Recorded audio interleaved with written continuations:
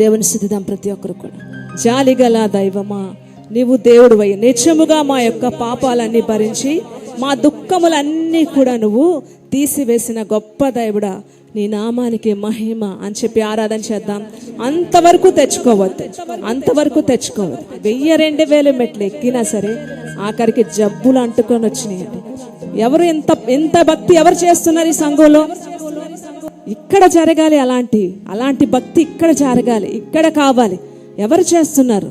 ఈ దేవుడు మాట్లాడే దేవుడు, రక్షించే దేవుడు, స్వస్థపరిచే దేవుడు. అంత గొప్ప దేవుని ఘనముగా ఆరాధన చేద్దాం, దేవుని స్తుతిద్దాం. హల్లెలూయా. జాలిగల దైవమా యేసయ్యా, మనసారా స్తుతించు స్తోత్రింతున్. జాలిగల దైవమా యేసయ్యా, మనసారా స్తుతింతున్ స్తోత్రింతున్. నీవు దేవుడు సర్వశక్తుడు, నీవు దేవుడు సర్వశక్తుడు, నీ జాలికి హద్దులు లేవు, నీ ప్రేమకు కొరతలు లేవు. పాడాలి నా వెనకాతలు. నీ జాలికి బ్రదర్స్ పాడాలి, గట్టిగా చప్పట్లు కొట్టాలి, నోరు ఇవ్వాలి ప్రతి నోరు. అవి ప్రతిదినము కొత్తగానుడు, అవి ప్రతిదినము కొత్తగానుడు. జాలిగల దైవమా యేసయ్యా, మనసారా స్తుతింతున్ స్తోత్రింతున్. పాడాలి. జాలిగల దైవమా యేసయ్యా, మనసారా స్తుతింతున్ స్తోత్రింతున్. నిజముగా మా యొక్క పాపములను మోసుకొని దుఃఖములను భరించితివయ్యా. మా దుఃఖాలన్నీ నువ్వు భరించేవయ్యా. ఇక్కడ జరగాలి ఆరాధన, ఇక్కడ ఆరాధన చేయాలి, ఇక్కడ మహిమ ఇవ్వాలి ఆయన.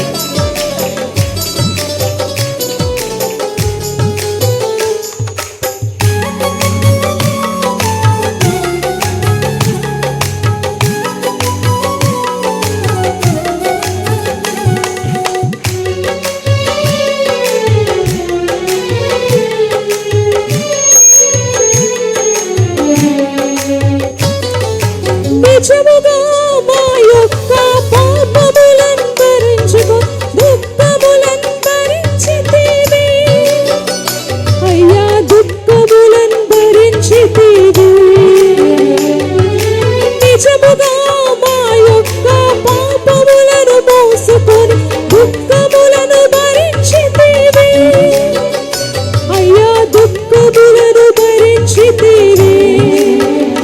నీవు దేవుడు సర్వశక్తుడు, చెప్పాలి. నీవు దేవుడు సర్వశక్తుడు, నీ జాలికి హద్దులు లేవు, నీ ప్రేమకు కొలతలు లేవు. పాడాలి వెనకాతలు. నీ జాలికి నోరు ఆయన కొరకు, వారమంతా లోకం కొరకు, పని కొరకు ఉపయోగించిన నోరు, చేతులు, కాలు సమస్తము. అవి ప్రతిదినము కొత్తగానుడు, అవి ప్రతిదినము కొత్తగానుడు. జాలిగల దైవమా యేసయ్యా, మనసారా స్తుతింతున్ స్తోత్రింతున్. జాలిగల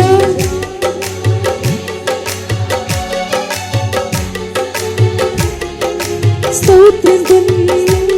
మా కొరకు సమాధానం ఇచ్చుటకు దండనంతా నీ పైన పడినే ప్రభు. మాకు సమాధానం ఇవ్వడానికి శ్రమలు, శోధనలు, అనేకమైన కష్టాలు నీ పైన నువ్వు మోసావు. మాకు సమాధానం ఈ లోకంలో ఇవ్వడానికి, మాకు శాంతిని ఇవ్వడానికి, మాకు సంతోషాన్ని ఇవ్వడానికి నువ్వు నిత్యమైన దేవుడు, నువ్వు గొప్ప దేవుడు అయ్యా.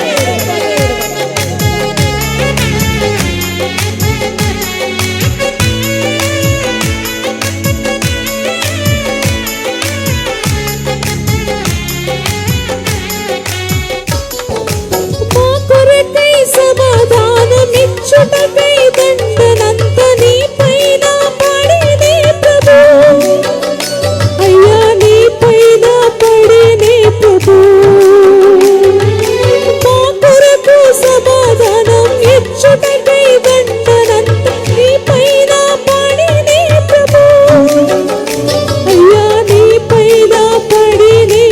చెప్పాలి. నీవు దేవుడు, నీవు దేవుడు సర్వశక్తుడు చెప్పాలి బిగ్గరగా. నీ ప్రేమకు హద్దు లేదయ్యా, నీ ప్రేమకి హద్దులు లేవు, నీ ప్రేమకు కొలతలు లేవు, నీ జాలికి హద్దులు లేవు, నీ ప్రేమకు కొలతలు లేవు. అవి ప్రతిదినము క్రొత్తగానుండు, అవి ప్రతిదినము క్రొత్తగానుండు. జాలిగల దైవమా యేసయ్యా మనసారా స్తుతింతు, జాలిగల దైవమా యేసయ్యా మనసారా స్తుతింతు స్తోత్రము. మాధు అక్కడ వచ్చే గాయపడి నలిగిపోయావయ్యా. మేము చేసిన పాపాలు మా తలంపుల ద్వారా, మా ఆలోచనల ద్వారా, మా చేతుల ద్వారా, మా కాళ్ళ ద్వారా మేము చేసిన ప్రతి తప్పికి కూడా నువ్వు గాయపడి నువ్వు నలిగిపోయావయ్యా. నువ్వు నిత్యమైన దేవుడు అయ్యా.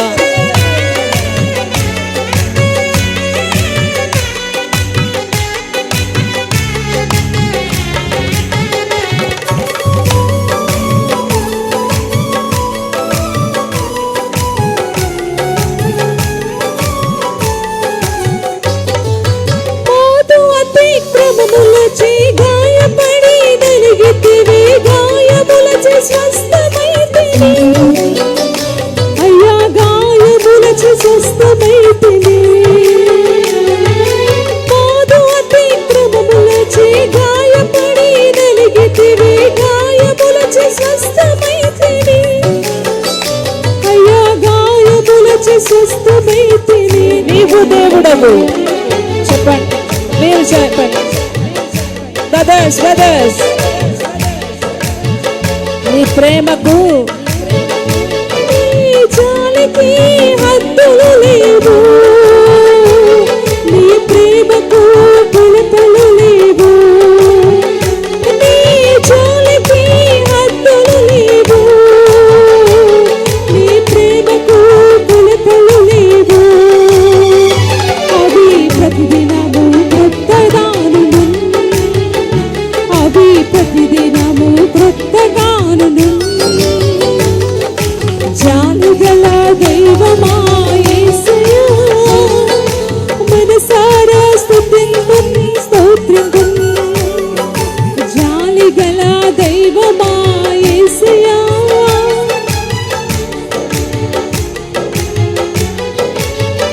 నీవు దేవుడు సర్వశక్తుడు, నీవు దేవుడు సర్వశక్తుడు, నీ జాలికి హద్దులు లేవు, నీ ప్రేమకు కొలతలు లేవు, నీ జాలికి హద్దులు లేవు, నీ ప్రేమకు కొలతలు లేవు. అవి ప్రతిదినము క్రొత్తగానుండు, అవి ప్రతిదినము క్రొత్తగానుండు. నీ జాలికి హద్దులు లేవు, నీ ప్రేమకు కొలతలు లేవు, నీ జాలికి హద్దులు లేవు, నీ ప్రేమకు. అవి ప్రతిదినము క్రొత్తగానుండు, అవి ప్రతిదినము క్రొత్తగానుండు, అవి ప్రతిదినము క్రొత్తగానుండు, అవి ప్రతిదినము క్రొత్తగానుండు. జాలిగల దైవమా యేసయ్యా మనసారా స్తుతింతు స్తోత్రింతు.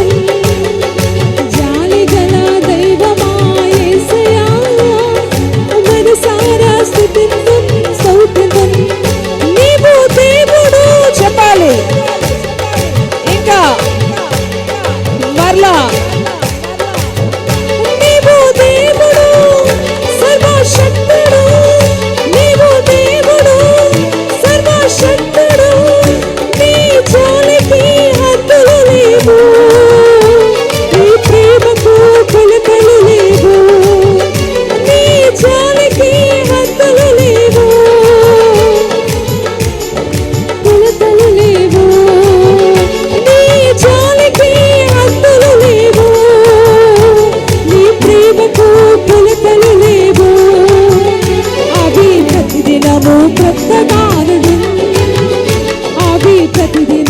క్రొత్తగాను అవి ప్రతిదినము క్రొత్తగాను ఆఖరిగా అవి ప్రతిదినము క్రొత్తగా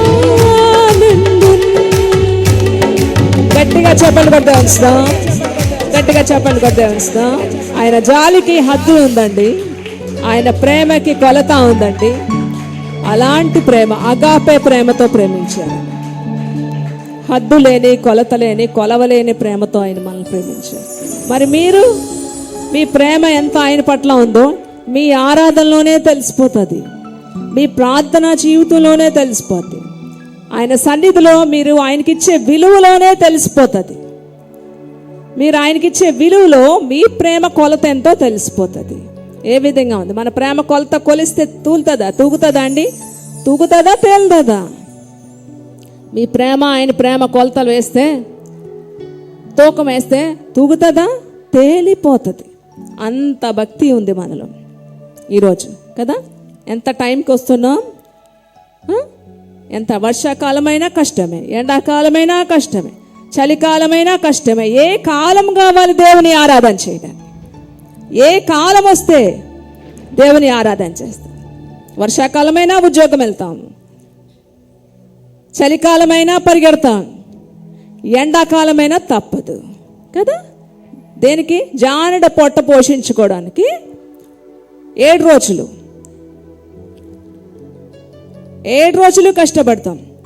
ఒక్కరోజు ఏం చెప్తాం? నీ ప్రేమకి హద్దు లేదు, నీ జాలికి కొలత లేదు, కొలలేము. ఏ టేప్ కూడా సరిపోదు. టేపులు సరిపోతాయా దేవుడు మిమ్మల్ని ప్రేమించే విధానాన్ని? మీ నరాల్లో బలం ఈరోజు ఎవరిస్తున్నారు? కష్టపడుతున్నారంటే 12 గంటలు మీరు కష్టపడుతున్నారంటే నాన్ స్టాప్గా, మీ నరాల్లో బలం ఎక్కడి నుంచి వస్తుంది? మీకు శక్తి ఎక్కడి నుంచి వస్తుంది? ఎంతసేపు మీరు ఎలా మాట్లాడగలుగుతున్నారు?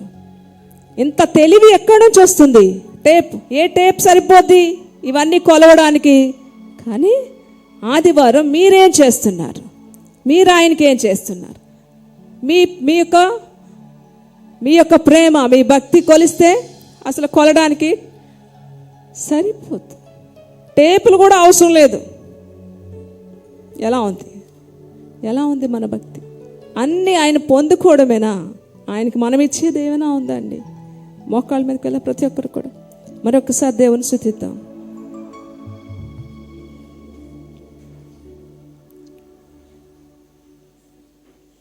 ఎవరు రక్షించారు?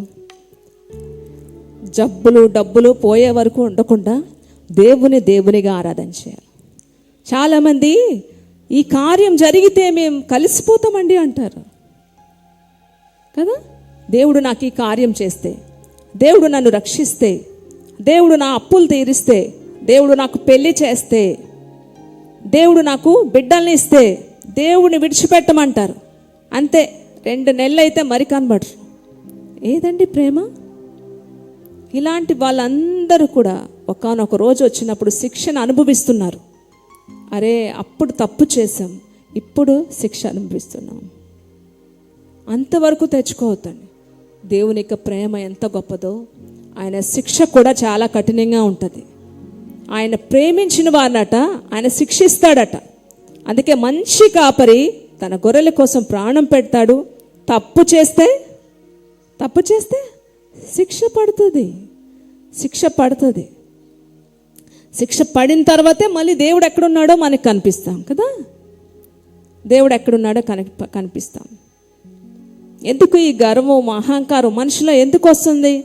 మధ్యలో ఎందుకు వస్తుంది? మనం పుట్టినప్పుడు గర్వం అహంకారం తేలేదు, చచ్చిపోయినప్పుడు కూడా మనం పట్టుకెళ్ళాం. డబ్బు పట్టుకెళ్ళాం, గర్వం పట్టుకెళ్ళాం, అహంకారం పట్టుకెళ్ళాం. ఈ మధ్యలో ఎక్కడి నుంచి వస్తుంది ఈ గర్వం, అసూయ, అహంకారం? వీటి ద్వారా మనిషి కృషించిపోతున్నాడు. రోజుకి దేవునికి ప్రేమను రుచి చూడలేకపోతున్నాడు. నేను ఒక కొటేషన్ పెట్టాను, చూసారా మీరు? వాట్సాప్లో ఒక కొండనట ప్రశ్నించారట ఒకరు. ఏమని? నువ్వు ఎప్పుడు చూసినా ప్రశాంతంగా చల్లగా ఉంటావు, ఇది ఎలా సాధ్యం నీకు అని. ఎప్పుడు చూసినా కొండ ఎప్పుడు ప్రశాంతంగా చల్లగా ఉంటావు, ఇది నీకు ఎలా సాధ్యం? నీకు కోపం గర్వం ఇలా రావా అంటే చిరునవ్వుతో చెప్పిందంట ఆ కొండ, నేను మట్టిలోంచి వచ్చాను, మళ్ళీ ఎక్కడికి వెళ్ళిపోతాను? మట్టిలోకి వెళ్ళిపోతాను. కుండ దేంతో తయారు చేస్తారు? మట్టితో తయారు చేస్తారు కదా. సో నన్ను తయారు చేసింది మట్టితో తయారు చేశారు. మళ్ళీ నేను అందులోకి వెళ్ళిపోతాను. ఈ మధ్యలో ఈ గర్వం, ఈ కోపం, ఈ అహంకారాలు ఇవన్నీ నాకు దేనికి? దేవుడు నన్ను హెచ్చిస్తాడు, తగ్గిస్తాడు.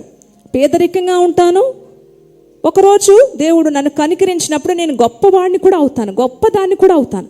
డబ్బు లేనప్పుడు తగ్గించుకొని ఉంటాను, డబ్బు వచ్చినప్పుడు గర్వపడతాను, అసూయ పడతాను, అహంకారం పడతాను. నేను చాలా రిచ్, నేను చాలా గొప్పవాడిని, గొప్పదాన్ని అనే ఈ అహంకారం వచ్చేస్తుంది ఆటోమేటిక్గా. కానీ తర్వాత నేను వెళ్ళిపోయి అంతం అయిపోయిన తర్వాత నా అహంకారం, గొప్పతనం ఇవన్నీ ఏమైపోతాయి? నాతో వస్తాయా? నాతో రావు. నేను మట్టిలోంచి వచ్చాను, మట్టిలోకి వెళ్ళిపోతాను. అందుకే ఎప్పుడు నేను ప్రశాంతంగా, సమాధానం, చల్లగా ఉంటాను. మధ్యలో వచ్చినవన్నీ మనల్ని ముంచేస్తాయి, మనల్ని శత్రువులుగా మారుస్తాయి, మనల్ని దేవుని విడగొట్టేవి. ఇవన్నీ కూడా వీటిని దగ్గర రానివ్వకూడదు. అందుకే నేను ప్రశాంతంగా ఉండగలను. చెప్పగలరా మీరే మాట? ప్రశాంతంగా మీరు ఉండగలరా? ఎంత డబ్బు ఉన్నా సరే ప్రశాంతంగా ఉండగలవా? ఎంత డబ్బున్నా సరే కింద కూర్చోగలవా? ఒక్కోసారి మన శరీర సమస్యలు బట్టి అవి కాదు నేను చెప్పే విధానం. ఎంత డబ్బున్నా సరే పేదవాళ్ళతో నువ్వు మాట్లాడగలవా? ఎంత ఉన్నత స్థాయికి దేవుడు నిన్ను తీసుకెళ్ళినా నీ మొదటి స్థితి, నీ మనస్సు అలాగే ఉందా? బయటికి నీలో మార్పు వస్తుంది. నువ్వు మంచి బట్టలు వేసుకో, దేవుడు నిన్ను హెచ్చించాడు కాబట్టి మంచి బట్టలు వేసుకో, మంచి ఇంట్లో ఉండు, మంచి కార్ మెయింటైన్ చేయి. ఇవన్నీ లోకానుసారంగా అంతే. కానీ నీ మనసు ఎలా ఉండాలి? దేవుని దగ్గరికి వచ్చేటప్పటికి నువ్వెప్పుడు నీ మనసులో మార్పు రాకూడదు. నీ మనసులో ఎప్పుడు మార్పు రాకుండా ఉంటుందో అప్పుడు నువ్వు ఎప్పటికీ నువ్వు దేవునికి మహిమకరంగానే జీవించగలవు. మధ్యలో ఎందుకు గర్వం వస్తుంది? ఒక ఉద్యోగం వస్తే చాలండి పట్టుకోలేమంటారు చాలామంది. మాట్లాడరు, మనుషులతో మాట్లాడరు, పలకరించగలరు. పేదవాళ్ళతో మాట్లాడగలుగుతున్నారా? పేదవాళ్ళకి షేక్ హ్యాండ్ ఇస్తారా? పేదవాళ్ళకి ఎవరు గొప్పోళ్ళు ఉన్నారు? ఎవరు పిల్లలు బాగా చదువుకుంటున్నారు? ఎవరి పిల్లలు స్టేట్స్లో అయ్యారు? వాళ్ళ దగ్గరికి వెళ్ళి మనం పరిచయం పెట్టుకుంటే మనకి ఏదైనా హెల్ప్ అవుతుంది. స్వార్థపూరితమైన ప్రేమ నీలో ఉంది. అంటే నీకు ఏదైనా ఒక ఉపయోగం ఉందంటే మాట్లాడతావు మనుషులతో. ఎంతమందిలో ఉన్నాయండి ఇలాంటివి? వేషధారణ కాదా? వేషధారణ కాదా? ప్రతిదీ ఒప్పుకొని విడిచిపెట్టి ఈ సంఘానికి వచ్చిన ప్రతి ఒక్కరు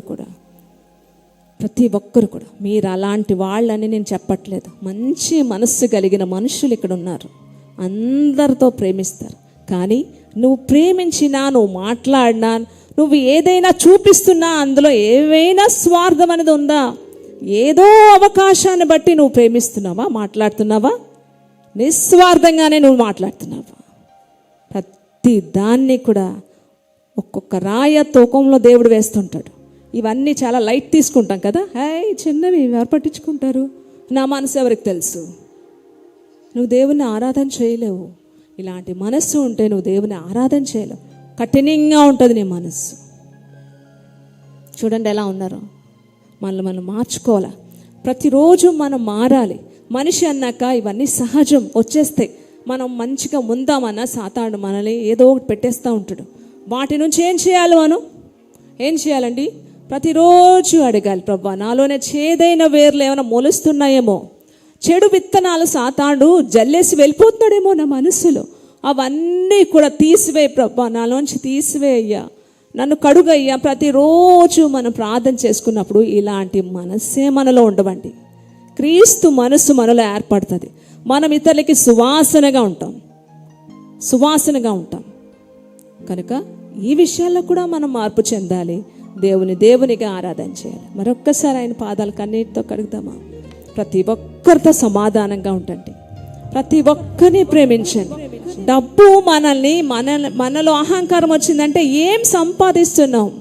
నీ సంపాదనలోని కానీ నువ్వు జీవించే విధానంలో కానీ ఏదో తప్పు జరుగుతుంది అని నువ్వు అనుకోవాలి. కొంతమంది చెప్తారు, గొప్ప గొప్ప డబ్బాలు చెప్తారండి. ఏమంటారు? ఎక్కడి నుంచి వచ్చావు, నీ బ్రతుకేంటి అనేది మర్చిపోతారు. కాలేజీకి కూడా బాడీ గార్డ్సేనండి. ఆటో ఎక్కడమే తెలియదు, ట్రైన్ ఎలాగుంటుందో బొమ్మ కూడా చూడలేదు. కానీ ఒకప్పుడు నీ బతుకు మట్టిలోంచి వచ్చి నీ బతుకు మట్టిలోంచి వెళ్తుందని ఇంగిత జ్ఞానం కూడా లేదు. ఆటో ఎక్కడం కూడా తెలియదండి, ట్రైన్ బొమ్మ కూడా చూడలేదండి. ఏమంటారు, ఫ్లైట్లోనే వెళ్తా పరలోకం. చచ్చిపోతే నీకు పాతి పెట్టడానికి 4 ఉండాలి, 6 అడుగుల జాగా ఉండాలి. 6 అడుగుల భూమే మనం తీసుకెళ్ళాం దాంట్లో కప్పెట్టడానికి మాత్రమే. కోట్ల ఎకరాలు సంపాదించిన 6 అడుగుల భూమే ఆఖరి మనకి. దేనికి అహంకారం? ఫ్లైటేనండి, ఫ్లైట్. ఆటో తెలియదు, ట్రైన్ తెలియదు, బాడీ గార్డ్స్ ఏనండి. ఇలాంటి గొప్పలో డంబాలు చెప్పుకునే వాళ్ళకి అగ్నిగొండమట సిద్ధంగా ఉందంట. ఎప్పటికప్పుడు మన జీవితంలో నా బ్రతుకు ఏంటి, ఏ స్థితిలోంచి వచ్చాను నేను, ఈ స్థితి ఉందంటే దేవుని ఉచితమైన కృప అనే మాట వస్తుందా నీ నోట్లోంచి? ఏమొస్తుంది? ఎప్పుడు చూసినా ఫ్లైట్. ఆటో తెలియదు, సైకిల్ తెలియదు. ఎంతోమంది భక్తులు బాగా బ్రతికిన ధనవంతులండి. భగత్ సింగ్ గారు అవ్వచ్చు, సాధు సుందర్ సింగ్ గారు, సిక్కుల కుటుంబాల్లోంచి వచ్చిన అనేక మంది ధనవంతులైన సేవకులు, కోట్లకి పడగలెత్తిన సేవకులు ప్రభు మాట విని కట్టు బట్టలతో బయటకు వచ్చేసి కాలి నడకతో సేవ చేశారు. వాళ్ళు చెప్పాలి కదా, ఏమని చెప్పాలి? మేము ఒకప్పుడు ఎప్పుడో తాతల నాడేమో అంటారు కదా, నేతలు టేస్ట్ చేస్తాం, నెయ్యి టేస్ట్ చేసాము, ఇప్పుడు ఆ వాసన చూస్తున్నాము, అలాగుంది ఈరోజు. అలా చెప్పుకోవచ్చు కదా. మా తాతల నాడు బోల్డ్ డబ్బు అలాగా వెళ్ళేవారం, ఇప్పుడు కాలుతో నడుస్తున్నాం. చెప్పులు కూడా ఉండేవి కాదు, చెప్పులు లేవు, చిరిగిపోయిన బట్టలు. అంత బాగా చదువుకున్న భగత్ సింగ్ గారు, సాధు సుందర్ సింగ్ గారు, దేవుడు ఏం చేశాడు? నువ్వు నా సేవకుడు అంటే వచ్చేసారు, వెళ్ళి వంట చేయి నువ్వు బ్రతకడానికి. సాధు సుందర్ సింగ్ గారిని, భగత్ సింగ్ గారిని చెప్పాడు దేవుడు, ప్రభా ఎలా బ్రతకాలి, ఆకలి వేసేస్తుంది, వెళ్ళి వంట చేయి, పలానా హోటల్కి వెళ్ళి వంట చేయి. మీకు చెప్తే చేస్తారా? ఏమయ్యా వెళ్ళి వంట చేయి అంటే చెప్తారా? అమ్మో, మా తాతల నాడు బాగా బతికాను, ఇప్పుడు వంట చేయడం ఏంటి? కొంచెం బెటర్ సేవ ఏదైనా ఉంటే ఇవ్వు తండ్రి అని అడుగుతాం కదండి. వెళ్ళి వంట నేర్చుకొని వంట చేసి సువార్త చేసి పస్తులుండి ప్రపంచంలో ఈరోజు వారు చిరస్థాయిగా నిలిచిపోయిన మహాభక్తులండి. వాళ్ళు భక్తులు. ఏమంటారు? ఫ్లైట్, ఆటో తెలియదు, ట్రైను తెలియదు, బాడీ గార్డ్లే మాకు. ఎక్కడి నుంచి వచ్చింది బ్రతికేంటి? ఎక్కడి నుంచి వచ్చింది నీ బ్రతుకు? మధ్యలో వచ్చింది, మధ్యలోనే పోతుంది. అందుకే ధనవంతులై ఉండడానికి ఆతృత పడద్దు.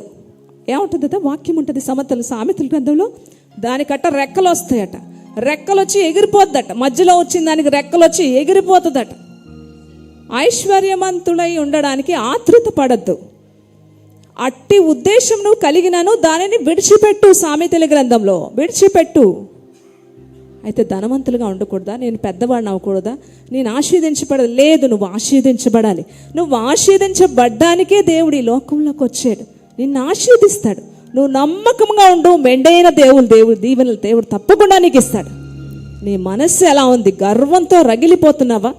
అసూయతో రగిలిపోతున్నావా? నీతిమంతుల మీద అబద్ధాలు చెప్తున్నావా? ఎలాగుంది నీ మనస్సు? ఎక్కడున్నావు? దగ్గరున్నావు, నాశనానికి దగ్గర ఉన్నావు అని గుర్తుపెట్టుకోవాలి.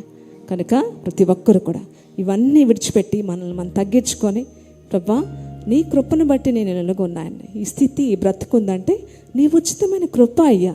ఆరాధన చేద్దాం మరొకసారి ప్రతి ఒక్కరు కూడా.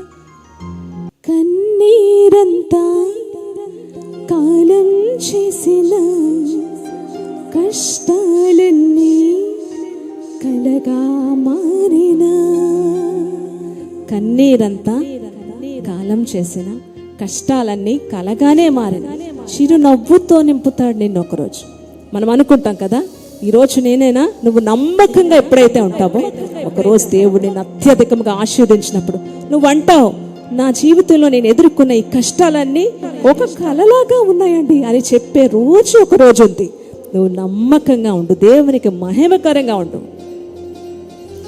కన్నీరంతా కాలం చేసిన కష్టాలన్నీ కలగా మారిన కన్నీరంతా చేతులు ఆయన వైపు, కాలం ఆయన వైపు, ఆయన వైపు.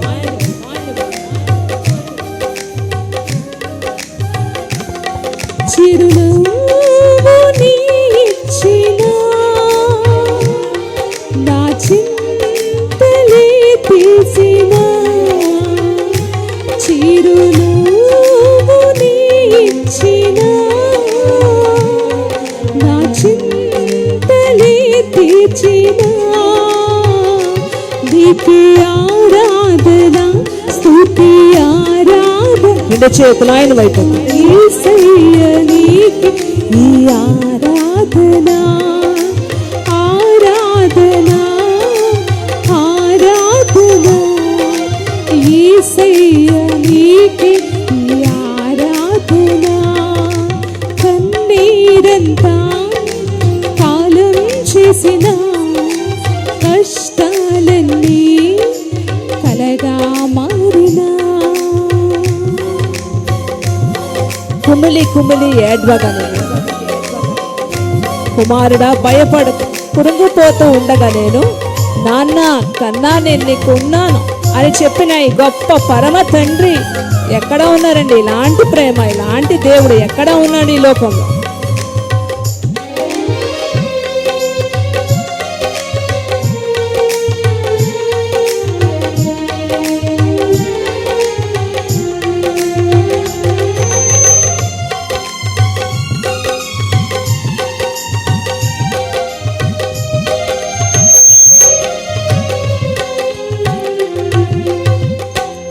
కుమిలి ఏడ్వగా నేను, కుమారుడ భయపడకు అని కృంగిపోకు ఉండగా నేను, కన్నా నీకున్నా నేనని.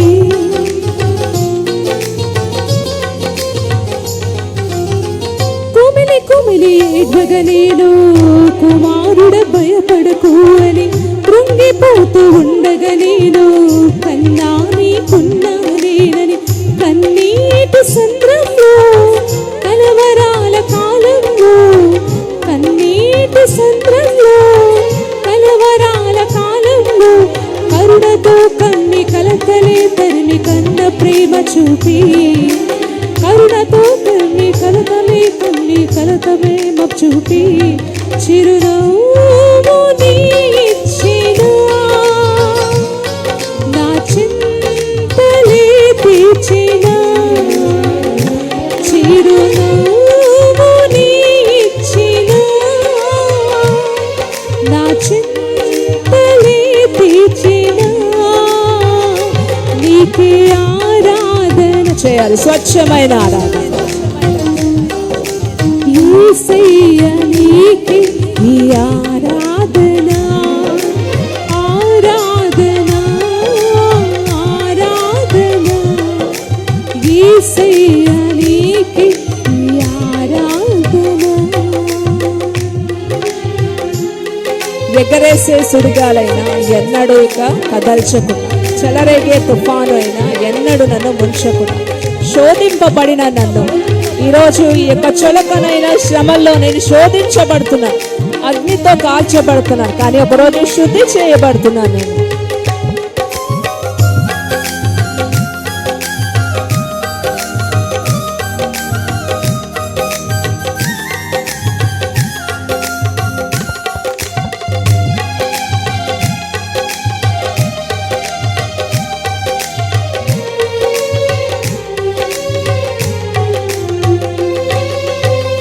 ఎగరేసే సుడిగాలైనా ఎన్నడూ ఇక కదల్చకుండా, చెలరేగే తుఫాను అయినా ఎన్నడూ నన్ను ముంచకుండా,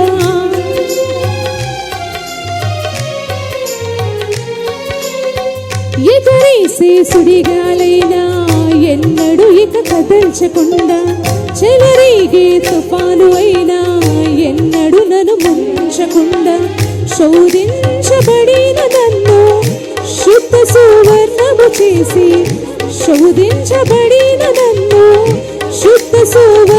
చేసి నిశ్చలమైన స్థలమునకు నన్ను తీసుకొని వచ్చి నిశ్చలమైన స్థలమునకు నన్ను తీసుకొని వచ్చి చిరునవ్వుని ఇచ్చిన నా చింతని తీర్చిన చిరునవ్వుని ఇచ్చిన నా చింతని తీర్చిన నీకే ఆరాధన స్తుతి ఆరాధన యేసయ్య నీకే ఆరాధన ఆరాధన ఆరాధన యేసయ్య నీకే ఆరాధన. కనుక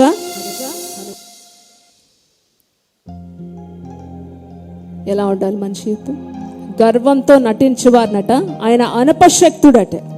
ఈరోజు డబ్బు మనిషిని గర్వాంధుడిగా చేస్తున్న అంధత్వంలోకి తీసుకెళ్తాయి. అందుకే నోట్లోంచి ఎలాంటి మాటలు వస్తున్నాయి? గర్వపు మాటలు వస్తున్నాయి, గర్వపు మాటలు వస్తున్నాయి. ఏదో ఏ మనిషితో మాట్లాడినా, ఏ మనిషితో నువ్వు ప్రేమించినా ఏదో ఆశిస్తున్నావా? అయితే ఇది వేషధారణ, ఇది వేషధారణ. ఎలా ఉంది? ఎలా ఉంది? ఏమంటుందండి ఆ కుండ? నేను మట్టిలోంచి వచ్చాను, మట్టిలోకి వెళ్ళిపోతాను. ఈ మధ్యలో ఎందుకు నాకు గర్వం, అహంకారం? అందుకే ఎప్పుడు ప్రశాంతంగా చల్లగా ఉంటాను. కుండలో నీళ్ళు చల్లగా ఉంటాయి కదా, కుండలో నీళ్ళు ఎప్పుడైనా వేడిగా ఉంటాయండి? ఎండాకాలంలో వేసినా సరే అవి ఎలా ఉంటాయి? చల్లగా ఉంటాయి. కుండలో నీళ్లు మాత్రమే.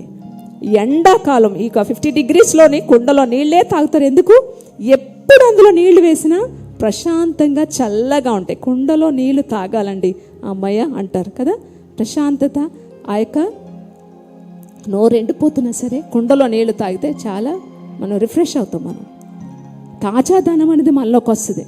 అందుకే ఎందుకు ఈ గర్వం, అహంకారం? మట్టిలోంచి నన్ను చేశారు, మళ్ళీ మట్టిలోకి వెళ్ళిపోతాను. అందుకే నేను ఎవరికైనా సరే ప్రశాంతంగా చిరునవ్వుతో సమాధానం ఇస్తాను. ఎప్పుడు ప్రశాంతంగా చల్లగా ఉంటాను. అందుకనే మీరు చెప్పగలరా ఈ మాట? మీరు చెప్పగలరా?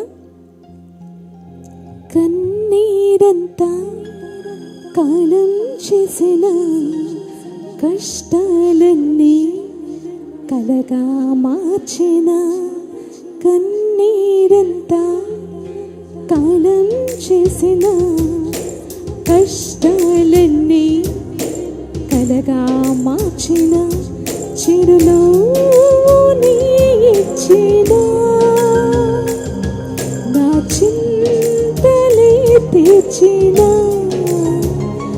చిరునవ్వుని ఇచ్చిన నా చింతలే తీర్చిన నీకే ఆరాధన స్తుతి. ఆఖరిగా నిత్యముగా హృదయపూర్వకంగా ఇప్పుడు చేస్తారు. ప్రతిదీ తొలగించండి హృదయంలోంచి. ప్రశాంతంగా చల్లగా ఉండండి. ఆరాధన మరలా ప్రశాంతంగా గర్వము, అహంకారము, అసూయ తొలగించి ప్రశాంతంగా చల్లగా ఆరాధించండి. మరలా ఆరాధన ఆరాధన యేసయ్య నీకే ఆరాధన. గట్టిగా చెప్పలు కూడా ఉంచుదామండి. ప్రతి ఒక్కరు కూడా ప్రతి ద్వేషాన్ని విడిచిపెట్టండి. కోపాన్ని, అహంకారాన్ని, అసూయని, మత్సరాన్ని. బోల్డ్ ఆస్తి ఉందండి, అందుకే నాకు గర్వం. ఎందుకు పనికొస్తుంది? గర్వాన్ని విడిచిపెట్టకపోతే నాశనం అనేది నువ్వు కోరుకుంటున్నావు. దేవుడు ఈరోజు ఎంతమందితో మాట్లాడారు? అందరూ కూడా హృదయపూర్వకంగా ప్రశాంతంగా చల్లగా, కొండలో నీళ్ళు ఎలా చల్లగా ఉంటాయో ఎప్పుడు కూడా, అంటే ఆత్మీయ జీవితంలో చల్లగా, ప్రార్థనలో అన్నిట్లో చల్లగా కాదండి, మన మనసు ప్రశాంతంగా చల్లగా మంచి మనస్సుతో దేవుని ప్రేమించాలా, మనుషుల్ని ప్రేమించాలా? ప్రభా, ప్రేమించలేని మనస్సు, క్షమించలేని మనస్సు నాలో ఉంటే తీసి నిన్నుగా మహింపరిస్తే, నువ్వు దేవుణ్ణి ప్రేమిస్తే ప్రతి మనిషిని అదే ప్రేమతో నువ్వు ప్రేమించగలవు. కానీ 2 అంచులు గల ఖడ్గం వాక్యం, జాగ్రత్తగా ఉండాలి. కయ్యోని స్వభావం లాంటి శత్రువులు ఉంటారు, వాళ్ళని పసిగట్టాలి, దూరంగా ఉండాలి. దేవుడు మీతో మాట్లాడితే ప్రార్థన చేయండి, ప్రశాంతంగా ప్రార్థన చేయండి, నిత్యమైన స్వచ్ఛమైన మనసుతో ప్రార్థన చేయండి. ఆశల్లో